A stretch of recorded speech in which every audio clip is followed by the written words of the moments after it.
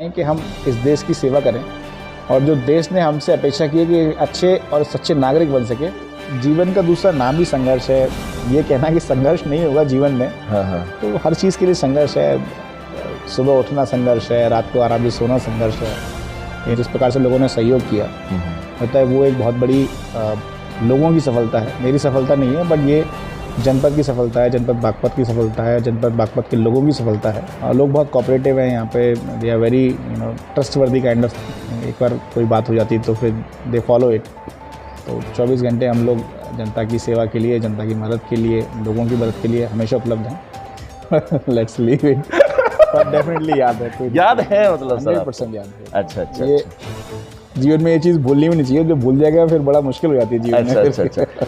मतलब मैं दिल खोल के रोया हूँ, इतना रोया हूँ कि फिर उसके बाद शायद रोने की ज़रूरत नहीं पड़ी। दोनों दादियों से मुलाकात हुई, kind of vision they were having कि उन्होंने कैसे किया, क्या किया। चाहते हैं कि आपकी ये ख्वाहिश उनसे मिलने की जल्दी हो। छिपछे पशु बहाने वाले, मोती व्यर्थ लुटाने वाले, कुछ सपनों के मर जाने से जीवन नहीं मरा करता है।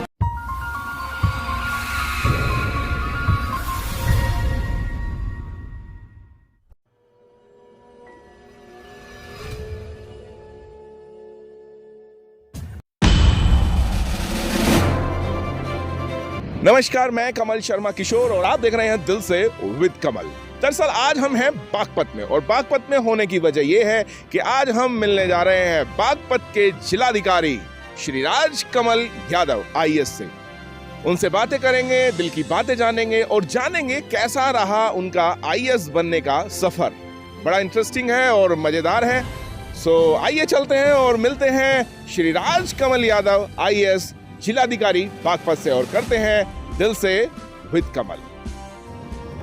देवियों और सज्जनों, हमारे कार्यक्रम दिल से विद कमल में आज के मेहमान हैं श्री राज कमल यादव IAS जिलाधिकारी बागपत। आपकी कहानी अपने आप में एक मिसाल है। आपने अपने जीवन में बार बार असफलता मिलने के बाद भी अपने हिम्मत और हौसले को नहीं खोया। आपने कड़ी मेहनत, संघर्ष और बड़ों के मार्गदर्शन से सफलता हासिल की। आप मृदुभाषी हैं, मिलनसार हैं, हर दिल अजीज हैं और जनप्रिय हैं। तो आइए स्वागत करते हैं दिल से विद कमल में श्री राज कमल यादव IAS जिलाधिकारी बागपत का। बुलबुल के परों में बाज नहीं होते, बुज़दिल और कमजोरों के हाथों में राज नहीं होते। जिन्हें पड़ जाती है झुककर चलने की आदत, उनके सरों पर कभी ताज नहीं होते। दरअसल ये कहानी है एक ऐसे शख्स की जिसने अपनी मेहनत, अपने संघर्ष के बलबूते एक ऐसा मुकाम हासिल किया, या यूँ कहें कि एक तरह से राजयोग को प्राप्त किया। आज हमारे मेहमान हैं श्री राज कमल यादव IAS जिलाधिकारी बागपत। सर, आपका स्वागत है। बहुत बहुत धन्यवाद। So nice to have you here. Sir, हमारा कार्यक्रम है दिल से विद कमल, और आज पहली बार हो रहा है कि कमल से सवाल जवाब कर रहा है। और सर, पहली बार ये तो आपके नाम से की तरह शूट हो गया कि दिल से विद कमल। बहुत बहुत शुक्रिया। ये तो ईश्वर की, इसे एक हसीन कोइंसिडेंस कह सकते हैं हम। तो चलिए देवियों सज्जनों, शुरू करते हैं दिल से विद कमल। हमारा सबसे पहला सेगमेंट कुछ अनकही।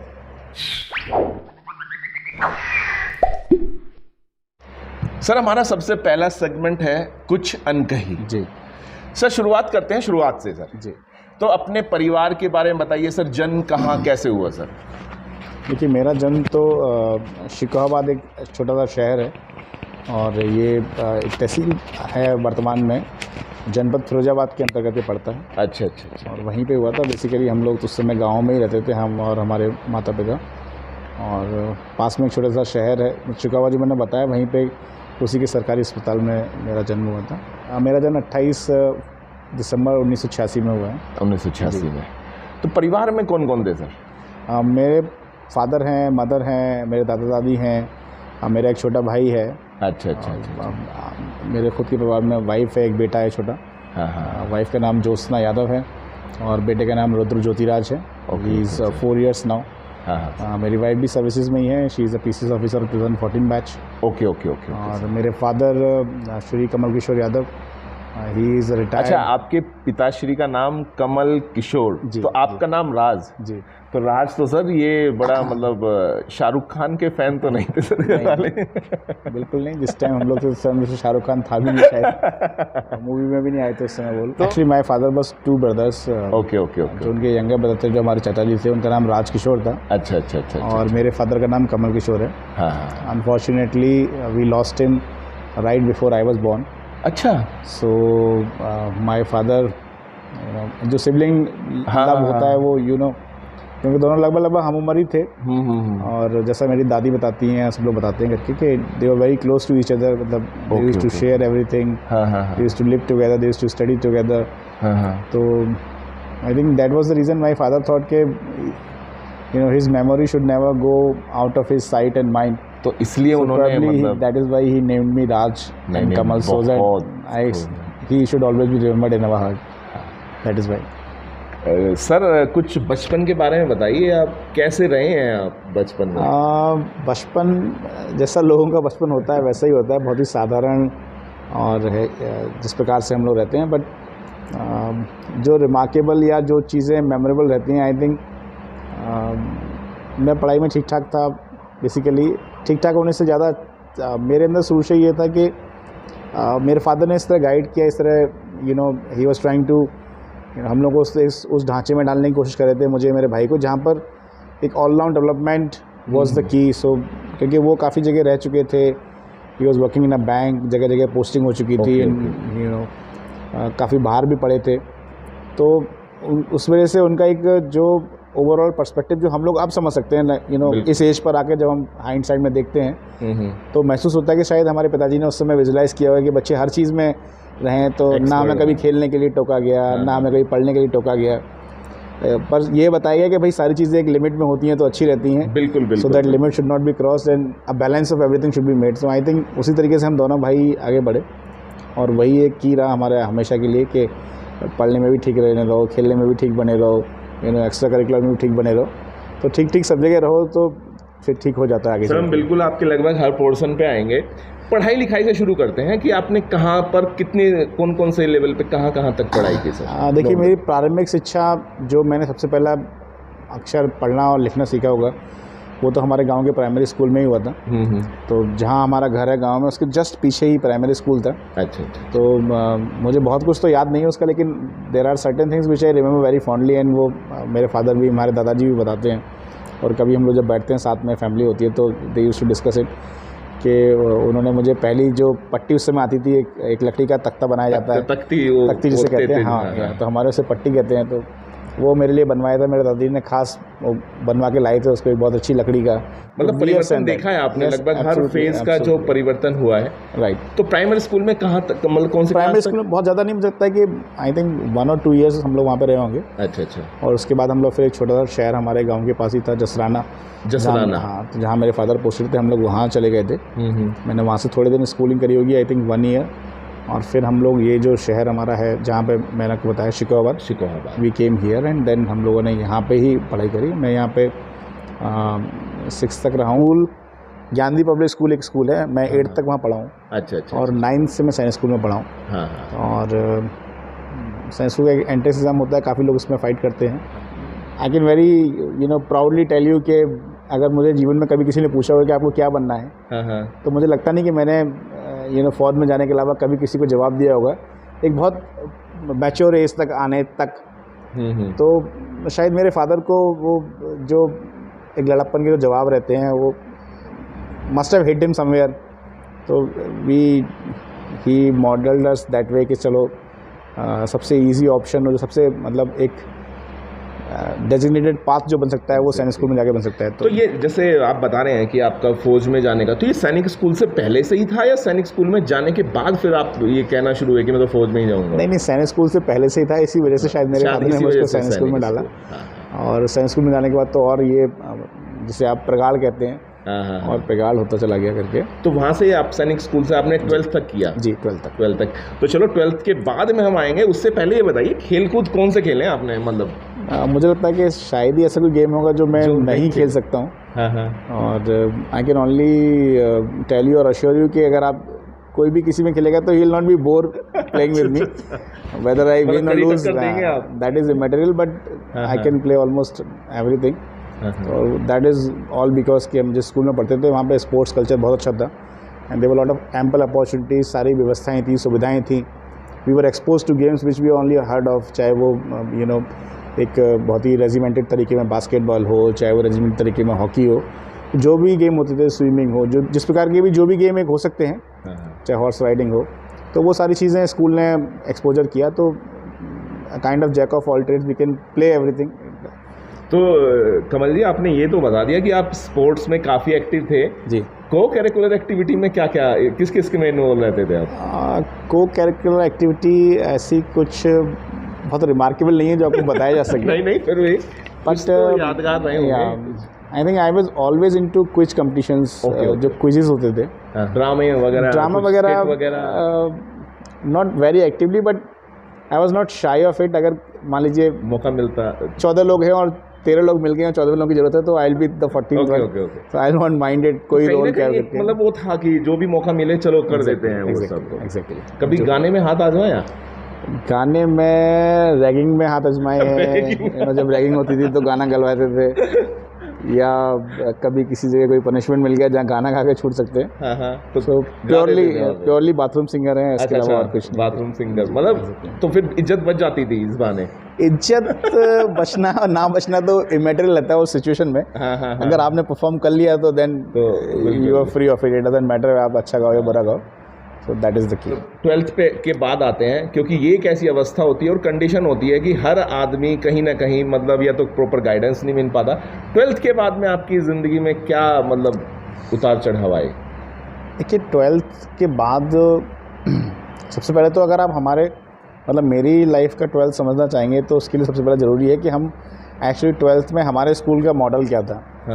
तो हमारे स्कूल का जो मॉडल था वो 12th के साथ ही एनडी एग्ज़ाम देने का था। Okay. Because that is what they have trained us for, that is what we have trained ourself for. मतलब जो एक मेंटल मेकअप होता है वो एनडी एग्ज़ाम देना था। और ND exam almost somewhere like अगस्त सितंबर के आसपास होता है उस ईयर में जिस समय हम लोग पढ़ते थे, और जिसको फर्स्ट एनडीए कहते हैं।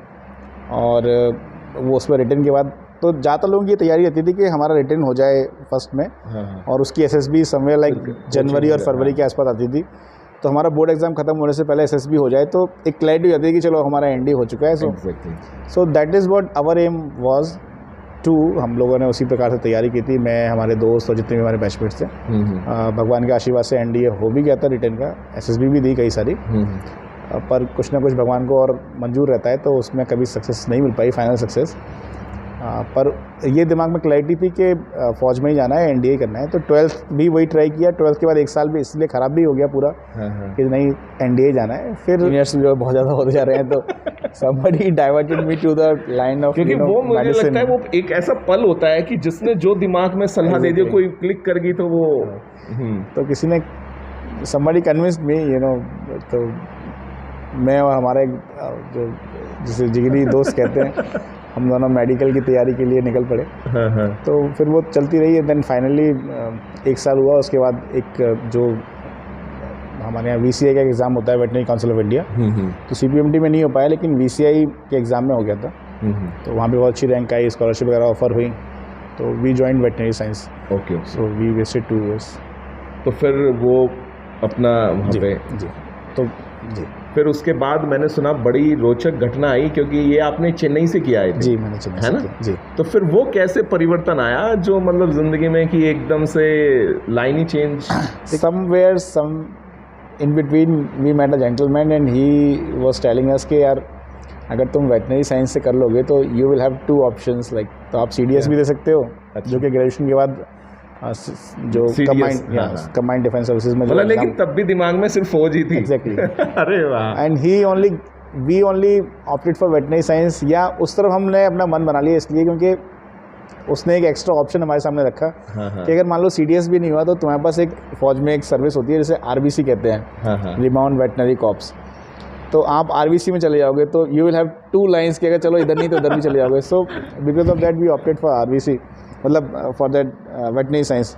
अच्छा, मुझे एक बात बताइए सर, आपके दिमाग में एक्चुअली जैसे आप बता रहे हैं कि आप बड़े मतलब बिल्कुल दिलो दिमाग जान से, मतलब शिद्दत से आप लगे हुए थे फौज में जाने के लिए. तो फौज में कौन सी ऐसी चीज़ थी, कुछ कर गुजरने की या बेल्ट की नौकरी, नहीं बेल्ट की ही नौकरी चाहिए, कुछ ऐसा था कि कौन सी ऐसी? देखिए, ऐसा कोई डिज़ायर नहीं था कि फ़ौज में किस लिए जाना है. हाँ हाँ. बहुत छोटा सा इंसिडेंस है. जब हम लोग छोटे थे तो उस समय आगरा एयरफोर्स बेस से काफ़ी फाइटर प्लेन्स और प्लेन्स रैकी वगैरह करते रहते थे.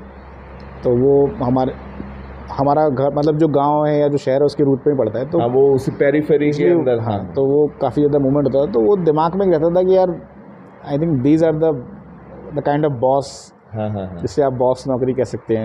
दूसरा ये कि इस तरह की पेरेंटिंग रही, इस तरह की फादर मदर का इस तरह का आउटलुक रहा कि वो लगता था यार कुछ करना है तो let's do something for the nation.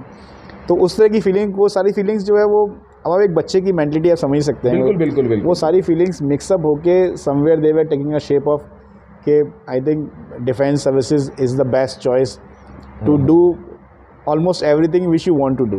तो दैट काइंड ऑफ थिंग. तो ऐसा नहीं था कि बेल्ट की नौकरी करनी है या करना है, बट मुझे लगता है कि 4-5 इच्छाएं जो मिलके जो मोस्ट सूटेबल ऑप्शन दे रही थी वो डिफेंस फोर्सेस था. तो फिर इस तरफ कैसे कदम बढ़ाए आपने, ये बड़ा ख़ास? इस तरफ कदम बढ़ाने का, देखिए जैसे मैं बता रहा था, मैंने बहुत सारे एनडी एग्ज़ाम दिए हैं, मैंने बहुत सारी एसएसबीज़ दी हैं. मैंने एसएसबी मतलब एनडी के अलावा भी बहुत सारी एसएसबीज़ दी हैं, चाहे वो टेक की एसएसबीज़ हों, चाहे वो आरबीसी की एसएसबीज़ हों. फिर फाइनली एक पॉइंट आता है जब आपको लगता है कि अब there are no other option left. बिल्कुल. And then at that point of time you are mature enough to understand and to decide that the thing which you have wanted all your life you are not going to get it. कि अब एक थोड़ा पथ change करने की ज़रूरत है. सो जब वो स्टैग्नेशन पॉइंट आया जहाँ ये पता लगा या जहाँ ये रियलाइज़ हुआ कि लाइफ में अब और there are not no further chances available, तो वहाँ पे ही ये किया. और क्योंकि जो मैंने आपको बताया कि वो फीलिंग्स और वो मेंटल मेकअप ऑलरेडी हो चुका था, तो जो जितनी आपकी लिमिटेड सोच रहती है उस यंग एज में, आप you only able to find out के I think the best way to serve our motherland and nation is to join this service. तो फिर इसकी, क्योंकि ये जो आपने, ये आसान रहा नहीं है, इसकी भी कोचिंग और मतलब काफ़ी पूरा देना पड़ता, मतलब दिलो दिमाग सब कुछ लगा लेना पड़ता है. नहीं, बिल्कुल सही कह रहे हैं आप. ये बिल्कुल भी मतलब it's not an easy job I would say, but certainly not the most difficult one and definitely not the impossible one. तो मुश्किल है पर नामुमकिन नहीं है, ये बात मैं अपने सभी दर्शकों से भी कहना चाहूँगा. फैक्टर था, उसने थोड़ा कॉन्फिडेंस दिया एंड देन वी डिसाइडेड कि चलो लेट्स प्रिपेयर. तो आज कितने महीनों की मेहनत थी? देखिए, जब हम लोगों ने, मतलब मैंने और मेरे दोस्तों ने जब ये डिसाइड किया कि भाई ठीक है, they should be an alternative route plan, तो वो somewhere like 3rd year 4th year मान के चलिए, 5 ईयर का कोर्स था हमारा. ओके. और उस ड्यूरेशन में हम लोगों ने डिसाइड किया कि, मतलब मैंने और मेरा एक फ्रेंड था, हम लोगों ने डिसाइड किया कि जो हमारे यूपीएससी में जो हमारे ऑप्शनल सब्जेक्ट है, वेटरनरी साइंस और जूलॉजी, उनका जो सिग्निफिकेंट पोर्शन है और वही हमारे सिलेबस में भी है. ओके. तो let us sort out this way कि जो यूपीएससी का सिग्निफिकेंट पोर्शन है उस पर हम ज़्यादा फोकस करेंगे कॉलेज में. ओके. और जो हमारा अदर पोर्शन है उस पर हम लोग थोड़ा कम फोकस करेंगे. तो अच्छा, आपने पूरा किया था वो कोर्स फिर वेटरनरी वाला? जी, पूरा कोर्स किया? I did. तो मतलब डॉक्टर साहब हैं और वेल क्वालिफाइड वेटरनरी डॉक्टर. अरे वाह, बधाई हो. तो फिर सर, मतलब यूपीएस फर्स्ट अटेम्प्ट कब, एग्ज़ाम डेट याद है कब, कौन से एग्ज़ाम? अप्रैल या मई में प्रीलिम्स था और अक्टूबर के आसपास हमारे मेंस एग्ज़ाम थे. और आई थिंक मार्च फैब में 2012 में 11 इनफैक्ट ये था. मतलब 11 से शुरू हुआ, 12th में जाके फिर वो फाइनल. 12th में सारे एग्ज़ाम हुए और 13th में फिर इंटरव्यू हुआ और 13th में फिर रिजल्ट आया. तो फिर ट्रेनिंग कहाँ पे हुई सर? ट्रेनिंग मसूरी में. कितने दिन? ट्रेनिंग बेसिकली 2 साल की ट्रेनिंग होती है. ऑलमोस्ट लमसम आप मान के चलिए, और जिसमें 3 डेफिनेट कोर्सेज होते हैं. फाउंडेशन कोर्स, फेज़ 1, फेज़ 2 जिसमें से फाउंडेशन कोर्स और फेज़ 1 आपका अकेडमी में होता है. Then you go for a district training for almost around 1 year. Okay. And then you come back and do your phase 2. तो वो पूरा पोर्शन मिला के अकेडमी प्लस फील्ड मिला के लगभग 2 साल हो जाता है. हाँ, बेसिकली IAS में बैच जिस साल आप अकेडमी में एंटर करते हो वो मिलता है, वो काउंट होता है. तो देन वी जॉइंड इन सितंबर 2013. तो सर फिर उसके बाद कहाँ रही, मतलब हम चाहेंगे कि आप दर्शकों को बताएं कि छोटा छोटा कहाँ पे कितने दिन रहे, क्योंकि मैं ट्रेनिंग मेरी लखनऊ डिस्ट्रिक्ट में हुई थी, जो डिस्ट्रिक्ट ट्रेनिंग रहती है. अच्छा. Then after that I became SDM Lucknow, और लखनऊ में जो और तहसील थी वहाँ पे SDM रहा मैं. I been BDO there training part में ही, लखनऊ में ही. And I have served almost 2 to 2.5 year Lucknow में, मान के चलिए. Then I became CDO Pratapgarh. अच्छा. From CDO Pratapgarh for around almost nearly 2 years I was there. And then I came back to Lucknow in Secretary Administrative Department for some good 8-9 months. Then I became MD Ayush Mission. So there also I was there like I think 1.5 year. And then I came here. तो फिर ये बागपत जी.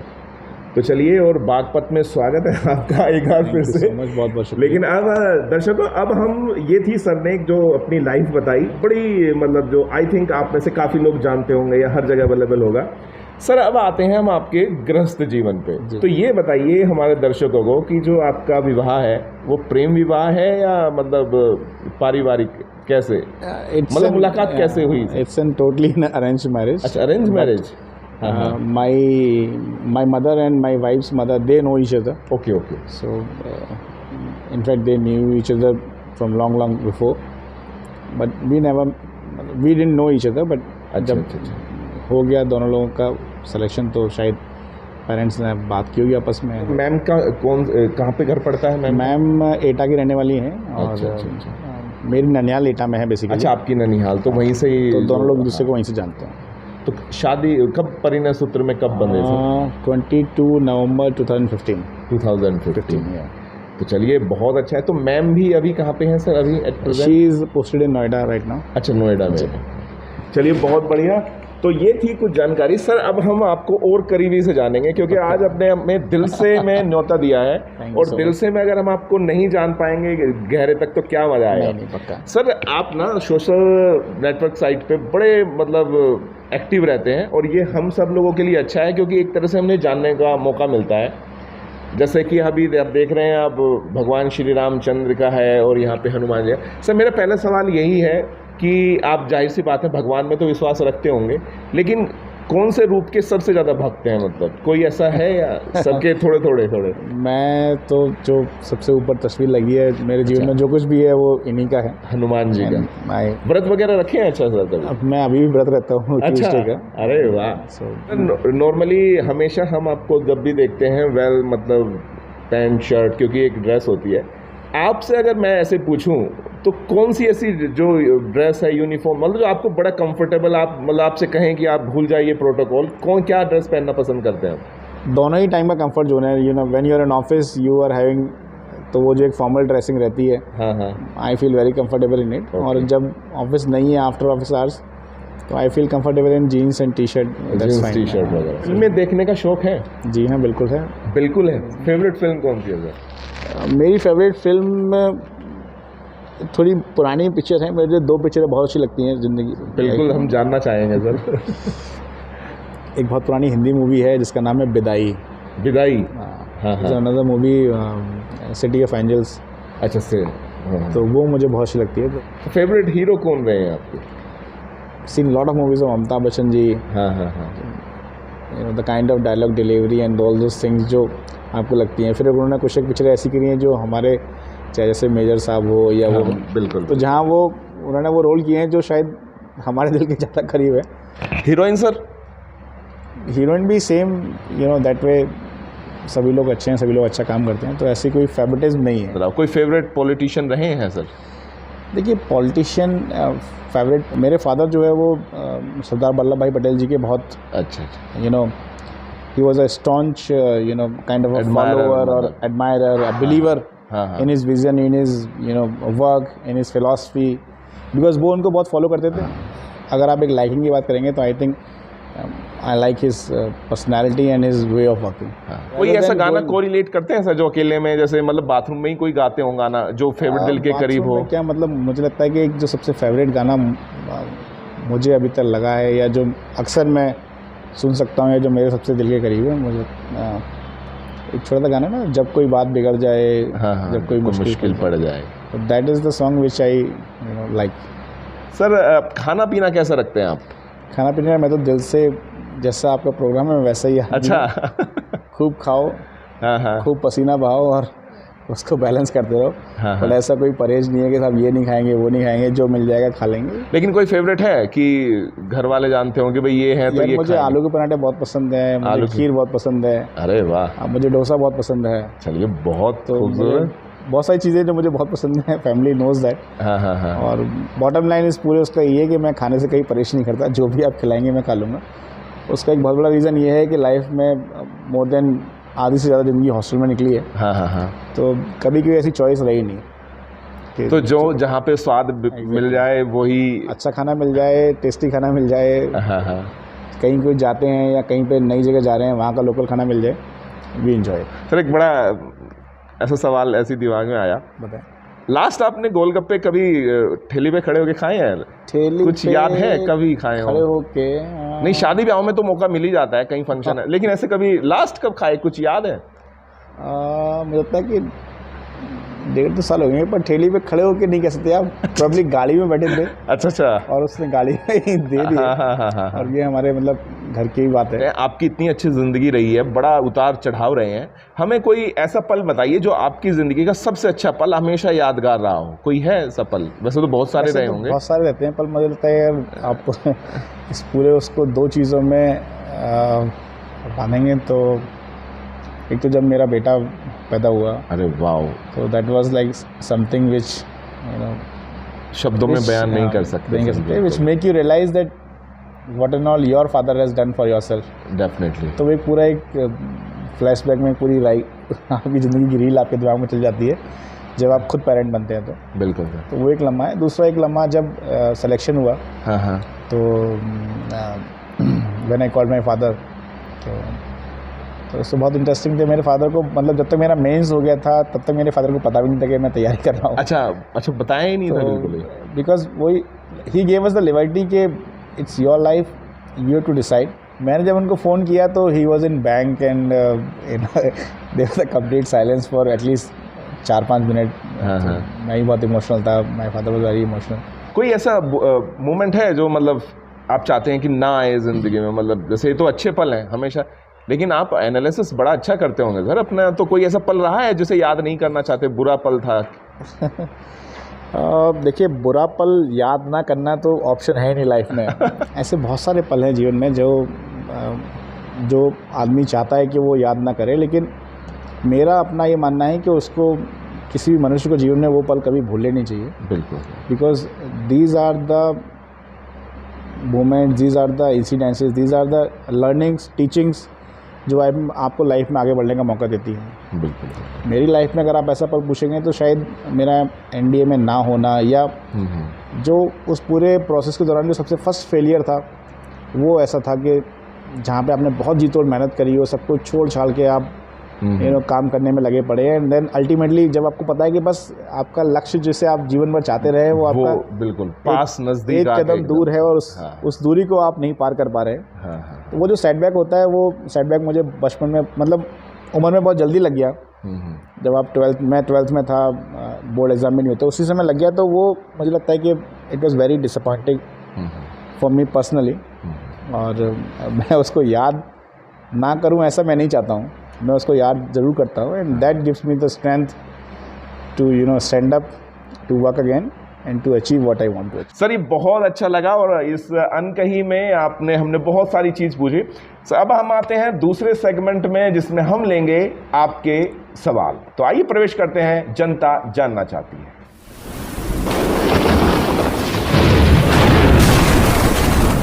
Sir हमारा दूसरा segment है जनता जानना चाहती है।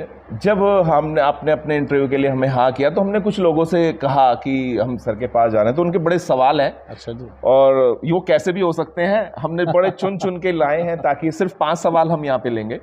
Sir सबसे पहला सवाल है, एक सुधीर वशिष्ठ हैं, टीचर हैं खेकड़ा से। अच्छा। काफ़ी प्रोग्राम में वो एंकरिंग वगैरह करते हैं यहाँ पे, तो उनका एक सवाल था और उन्होंने सोचा कि चलिए आज डीएम साहब को उलझा के देखते हैं। उनका सवाल था आपसे कि जो जिलाधिकारी का पद है, डीएम है आप, ये चुनौती भरा ज़्यादा है या जिम्मेदारी भरा ज़्यादा है? दोनों नहीं, अगर हम एक को पलड़ा किसका भारी रहता है? या पल्ला किसी का भारी हो ही नहीं सकता, क्योंकि ये काम ही it's a balance of both. हाँ। सो ये कहना कि जिम्मेदारी ज़्यादा है या चुनौती ज़्यादा है, मतलब वो नहीं सही रहेगा, संभव नहीं है। बट अगर आप दोनों को बीच में एक चुनना हो तो I think we will go for जिम्मेदारी।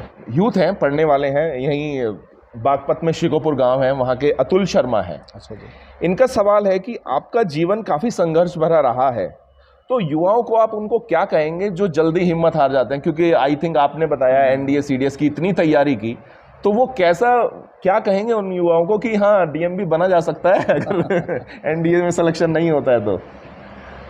केवल 3 डिफरेंट वर्जन्स ऑफ समथिंग। हाँ। पहला ये कि गोपाल दास नीरज जी ने सिचुएशन के लिए बहुत अच्छा लिखा है, जो मैंने अपने जीवन में बहुत फॉलो किया है सर, कि छिप छिप अश्रु बहाने वाले, मूर्ति व्यर्थ लुटाने वाले, कुछ सपनों के मर जाने से जीवन नहीं मरा करता है। अगर आपका एक सपना मर भी गया तो लाइफ ख़त्म नहीं है। Life is a very long game. आपने अगर कुछ सोचा आप नहीं पा पाए, don't be dissatisfied with it, don't be demotivated with it, don't be depress with it. आप you should look into it कि यार क्या कमी रह गई, कहाँ पे हमारा नहीं था, क्या हम किस तरह हम अपने को सुधार सकते हैं। दूसरा ये कि जीवन का दूसरा नाम ही संघर्ष है। ये कहना कि संघर्ष नहीं होगा जीवन में, तो हर चीज़ के लिए संघर्ष है।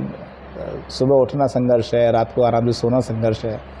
अगर आप वो हिम्मत बनाए रखते हैं तो then you will be able to get through it.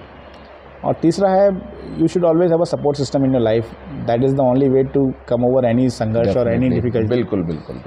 You should be thankful to your family, you should be thankful to the god कि उन्होंने आपको परिवार दिया है, आपको इस धरती पर पैदा किया है। तो अगर वो सपोर्ट सिस्टम आपके पास है तो आप उसको डेफिनेटली मैनूवर करके आगे निकल जाओगे। बिकॉज आप कितने ही पहलवान हो, कितने ही शक्तिशाली हो, जीवन में आपको सहारे और साथ दोनों की आवश्यकता पड़ती है।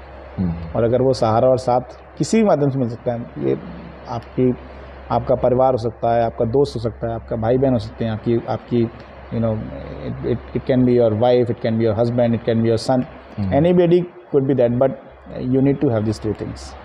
तो चलिए अतुल जी, आई होप आपको आपका जवाब मिल गया होगा। आई थिंक जितने भी यूथ हैं, जो युवा हैं, जो अपने अभी फील्ड में कुछ करना चाहते हैं, आई होप सबको मिला होगा।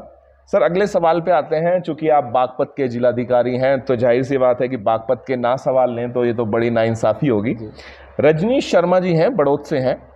इनका सवाल है कि आपके हिसाब से जो बागपत है, अगर इसके डेवलपमेंट में कौन सी 2 ऐसी चुनौती हैं आप जो मानते हैं जो इसके डेवलपमेंट में रुकावट पैदा करती है? ये कि मुझे लगता है कि हमारे जनपद को और अधिक इंडस्ट्रियलाइज्ड होने की आवश्यकता है। बिल्कुल। Because we are very near to NCR. Definitely हम लोग 2 बड़े जिलों से हमारा बॉर्डर टच होता है। दिल्ली से हमारा बॉर्डर टच है, सोनीपत से हमारा बॉर्डर टच है।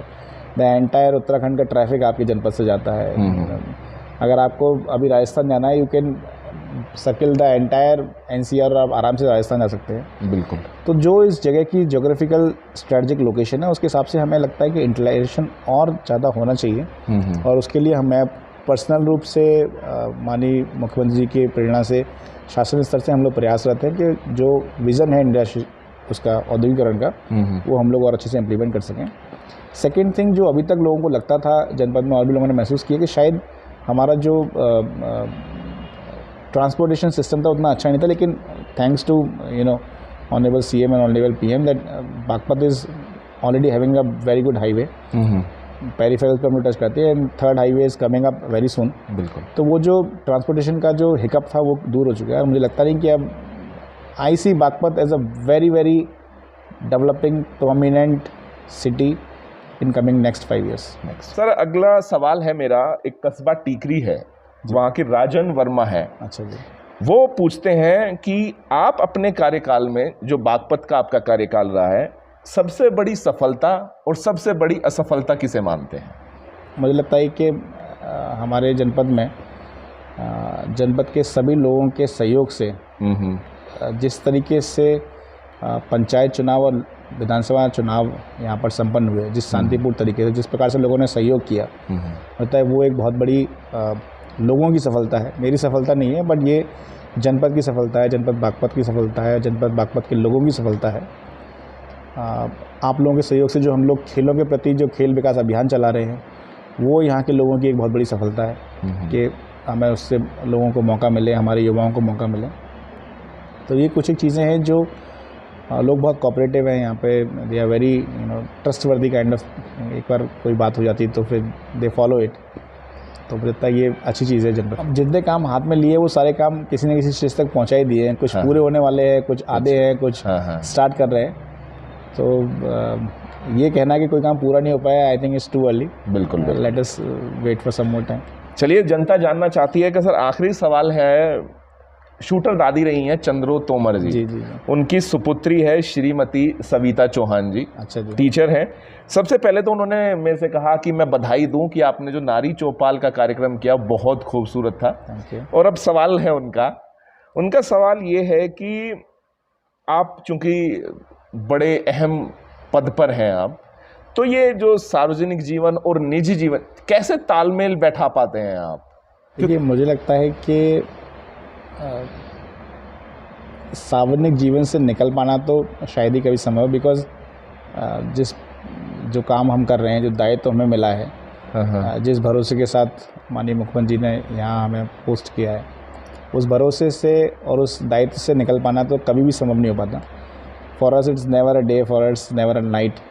तो 24 घंटे हम लोग जनता की सेवा के लिए, जनता की मदद के लिए, लोगों की मदद के लिए हमेशा उपलब्ध हैं। तो फिर भी जैसा मैंने आपको बताया कि लाइफ में सपोर्ट सिस्टम का होना बहुत ज़रूरी है, और वो सपोर्ट सिस्टम आपकी फैमिली रहती है।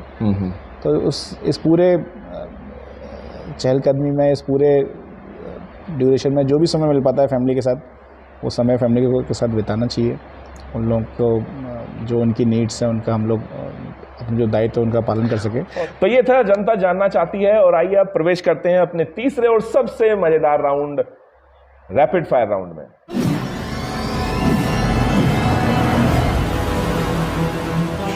सर, रैपिड फायर राउंड है, इसमें मैं आपसे 10 सवाल पूछूंगा और मैं कोशिश करूंगा कि इनमें कुछ सवाल ऐसे हों जो आपकी आपकी याददाश्त चेक करेंगे हम, और कुछ में हम कोशिश करेंगे कि आपको थोड़ा फंसा सके। 10 में से अगर आप 6 सवालों के सही जवाब दे पाते हैं तो सर ये हमारी तरफ से गिफ्ट आपके लिए रहेगा। Thank you so much. तो आई होप, देखते हैं सर, आपने इतनी क्विज खेली है, आज इस क्विज में आप क्या करते हैं सर। तो आइए सबसे शुरुआत करते हैं और सबसे पहला सवाल, सर आपको ये बताना है कि आपकी सबसे बड़ी आपकी पहली सफलता या उपलब्धि कौन सी है जिसे आप मानते हैं सबसे पहली? मुझे लगता है कि जब हम सबसे पहली सफलता अगर आप कहेंगे तो हमारे शहर में एक छोटा सा क्विज कंपटीशन हुआ करता था। अच्छा। जीके का। हाँ। और मैंने 1-2 बार उसको ट्राई किया और मतलब बहुत अच्छा परफॉर्म नहीं किया था। हाँ। और मुझे लगता है कि मैंने और मेरे फादर ने मिलकर ही डिसाइड किया कि इसको तो जीतना है। And finally I one it. अच्छा, ये कब की बात है? This must be when I am class 6th may be. Okay. They gave me 1000 rupees that I remember very clear. अरे वाह, बहुत खूबसूरत, बड़ी रकम थी। And the shield was at least 4 feet big. अच्छा, अरे वाह। तो वो बहुत प्राइज पोजीशन था। हाँ। Because that was something which I पहली बार जिसको एस्पायर किया और पाया, आई थिंक। नहीं, बहुत अच्छा। और चले, याद है आपको, ये बहुत अच्छी। सर दूसरा सवाल, प्लीज आप उस पर मत जाना, हमारे सवाल हो सकता है आप लगे कि ये क्या पूछ रहे हैं, लेकिन हम चूंकि दिल से है। सर आपको याद है आपने सबसे पहला मोबाइल कौन सा खरीदा? हाँ, क्यों नहीं, नोकिया 1600। अरे वाह, नोकिया 1600। तो ये मत सोचेगा कि जो भी होते हैं वो सीधा मतलब हाई फाई मोबाइल रखते हैं, शुरुआत सब वहीं से ही करते हैं। तो नोकिया 1600 सब बहुत खूबसूरत। Interestingly I still have it. अच्छा, अभी भी है? अरे वाह, ये अचीवमेंट है सर। अभी रखा है सर जी? तो यूज तो नहीं होगा, यूज तो नहीं करते। हाँ, पर लेकिन वो बहुत बढ़िया यादगार। देखिए, ये सब दिल खुश कर दिया आपने। अगला सवाल है हमारा तीसरा सवाल। आपको हमें बताना है वो कौन सी ऐसी फिल्म है जो आपने सिनेमा हॉल में देखी है और परिवार को नहीं पता था कि आप फिल्म देखने जा रहे हैं, कोई ऐसी है? मतलब इसका बोलते हैं बहुत सारी हैं। अच्छा बहुत सारी क्योंकि जिस उम्र में सिनेमा देखने लायक हम लोग हुए उस समय हम लोग ऑलरेडी हॉस्टल में पढ़ रहे थे। हाँ। और यद्यपि उस समय भी जब बाहर जाते थे तो हमारे वार्डन या हम लोग घर पे बता के जाते थे, पर आई थिंक मैं और हमारे कुछ दोस्तों ने मोहब्बतें एक पिक्चर आई थी, मोहब्बतें, वो शायद हमने घर पे या किसी को भी बिना बताए हॉस्टल में शायद हम उसे देखने गए थे। तो जैसे फिल्म में बंक मारते हैं, बिल्कुल आपने प्रॉपर बंक मार के नहीं सर, बहुत अच्छे। चलिए बहुत बढ़िया सर। चौथा सवाल है हमारा, चूंकि हम चाहते हैं कि हम आपके हर रूप को कवर करें और देखें। सर आपको गिफ्ट तो बहुत मिले हैं, हर जगह जाते हैं गिफ्ट मिले हैं आपको। हम जानना चाहते हैं वो कौन सा ऐसा गिफ्ट है जो आपने सबसे पहले मैम को दिया था? आपकी तरफ से मैम को सबसे पहला गिफ्ट क्या था, याद है सर? बिल्कुल याद है, पर अरे क्या था? Let's leave it. पर डेफिनेटली याद है, कोई याद है मतलब सर? 100% याद है। अच्छा। जीवन में ये चीज़ भूलनी भी नहीं चाहिए, जो भूल जाएगा फिर बड़ा मुश्किल हो जाती है जीवन में। अच्छा। पांचवा सवाल आपसे सर थोड़ा इमोशनल है, और मैंने एक्चुअली ये सवाल इसलिए रखा है कि आप काफ़ी इमोशनली हैं, आप हो जाते हैं। सर कभी दिल खोल के आखिरी बार कब रोए हैं, कुछ याद है? बिल्कुल याद है मुझे। सर कौन सा पल है वो? मैं जब अपनी पहली एसएसबी देने गया था, आज से कई वर्ष पहले, और बेंगलोर में थी वो, और बहुत जोश और जज्बे के साथ जैसे जाते हैं ना घर से, बिल्कुल गए थे, और फाइनली वहाँ एसएसबी क्लियर नहीं हो पाई थी। I sat in train Bangalore station से बेंगलोर, और आगरा कैंट पे वो ट्रेन से मुझे उतरना होता था। लमसम 1.5 दिन की जर्नी। बिल्कुल। आई would have cried for entire duration. पूरी मतलब मेरी हालत इतना रो लिए थे, मतलब इतना मैं रो लिया था। मैं बता ना, क्योंकि वो इतना जाहिर सी बात है, जज्बा था पहले से कि भाई करना है। वो पहला लाइफ का पहला सेटबैक था वो। तो नौबत यहाँ तक आ गई थी कि जब मैं आगरा स्टेशन पे उतरा तो मुझे लगता कि शायद मैं घर जाने की स्थिति में था। I have to call up मेरी बुआ जी आगरा में रहती है। अच्छा। घर वालों को बताने की हिम्मत भी नहीं थी, और अकेले ही होंगे आई थिंक, कोई ऑल अलोन। तो मैंने अपनी बुआ को फ़ोन किया, and then she has to come to the station and pick me up. वही बेचारी रिक्शे से आई थी, मुझे लिया, ढूंढा पहले तो स्टेशन में मुझे कि मैं कहाँ हूँ। वो हम लोग थोड़ा ज़्यादा क्लोज है एक दूसरे के, तो मतलब मैं दिल खोल के रोया हूँ, इतना रोया हूँ कि फिर उसके बाद शायद रोने की ज़रूरत नहीं पड़ी। छठा सवाल आपसे है, अब हम कोशिश करेंगे कि हम आपको थोड़ा फंसाएं सर, प्लीज़। ठीक है सर? अब आपको हम जो सवाल करेंगे, आपको सिर्फ एक का जवाब देना है, किसी एक को चूज करना है। आप अपनी सफलता में सबसे बड़ा योगदान किसका मानते हैं, किसी एक का सर? अच्छा, हनुमान जी का। चलिए सर, बहुत बढ़िया, बहुत खूबसूरत। सर बागपत में अगला सवाल है। सबसे पहले तो मैं कहूँ सर, 6 सवालों के आपने जवाब दे दिए, तो गिफ्ट आपका वो, लेकिन हम बाद में देंगे सर आपको, प्लीज़। 7वां सवाल है कि बागपत में आप बहुत सारे लोगों से मिलते हैं हर बार। मेरा सवाल आपसे ये है कि वो बागपत की कौन सी ऐसी लोग है या व्यक्ति है जिससे मिलकर आपको सबसे ज़्यादा खुशी हुई? बहुत सारे लोग हैं, इनफैक्ट किसी एक का नाम लेना मुनासिब या संभव नहीं है। ऐसे बहुत सारे लोग हैं जिनसे मैं मुलाकात करता हूँ, जिनसे मेरी मुलाकात है। एंड कुछ एक तो मतलब दे आर एग्जाम्पलरी पीपल जिनके पास इतना विज़न है। जैसे जब मैं नया आया तो मेरी दोनों दादियों से मुलाकात हुई, जो छोटा दादी, kind of vision they were having कि उन्होंने कैसे किया, क्या किया। उनके जो पुराने कोच थे राजपाल जी, जो उनसे मिला, तो द वे ही सेड कि भाई किस प्रकार से शूटिंग का डेवलपमेंट किया। फिर मैं बहुत सारे ऐसे जो हमारे उन्नतशील किसान हैं यहाँ पे, I recently met one person who is doing organic farming here. One entrepreneur from Kandera who is exporting honey from here.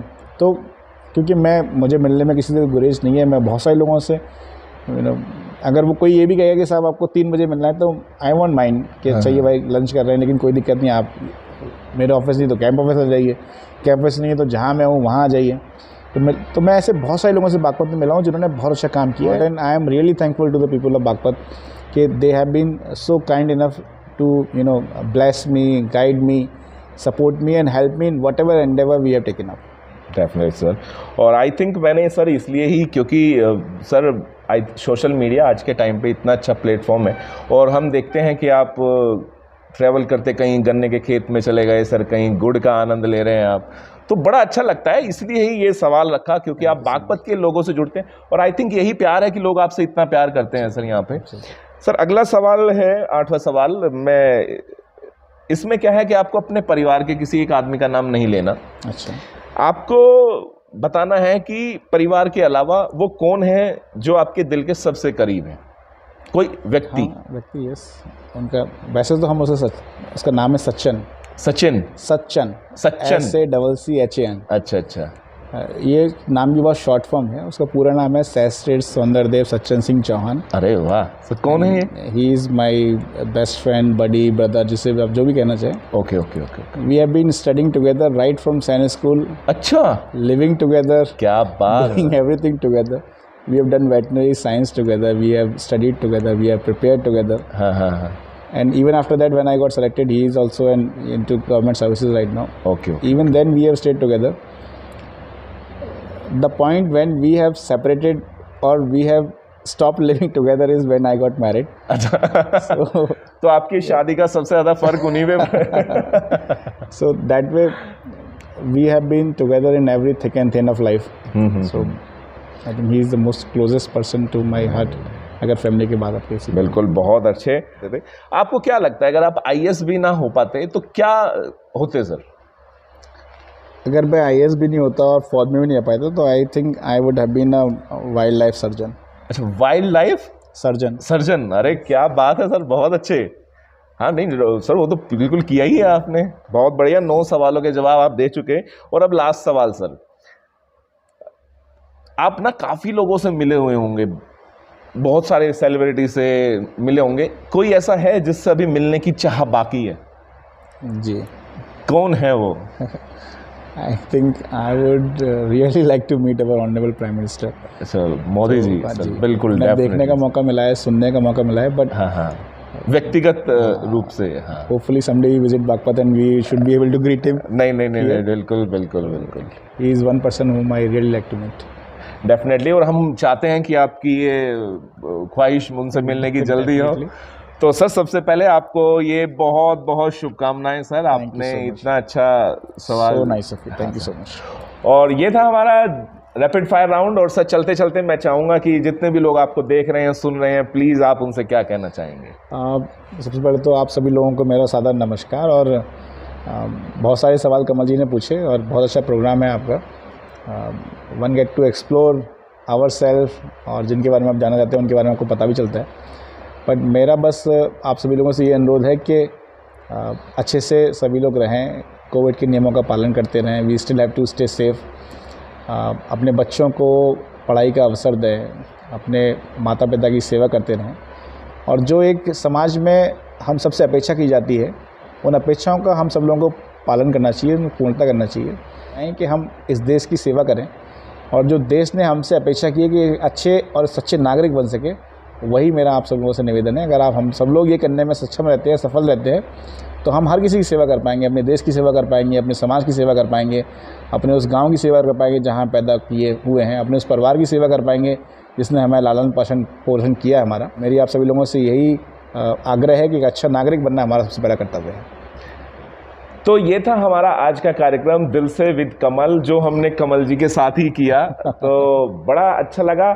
बताइएगा ये इंटरव्यू आपको कैसा लगा, और अगले किसी एपिसोड में फिर हम किसी और हस्ती से मुलाकात करेंगे। अपना ख्याल रखिएगा और देखते रहिए दिल से विद कमल। नमस्कार।